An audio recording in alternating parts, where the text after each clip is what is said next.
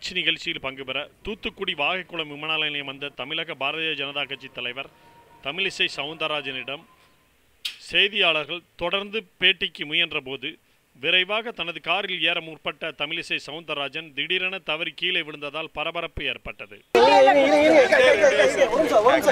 அங்க டீடைலா கொடுத்துட்டேன். இல்ல நான் டீடைலா கொடுத்துட்டு வந்துட்டேன். அதுக்கு நான் என்னப்பா பண்றேன் ப்ளீஸ். ஒண்ணுமே இல்ல இல்ல 2 நிமிஷம் 2 வருஷம் வெயிட் பண்ணி 2:30 மணில இருந்து நிக்கங்க கொடுத்துட்டு போங்க. அங்க கொடுத்துட்டேன் டீடைலா இல்ல 2 வருஷம் வெயிட் பண்றோம். பாத்து ஏகா சாரி ஏகா பாத்து அது மேலே ஏறல இல்லப்பா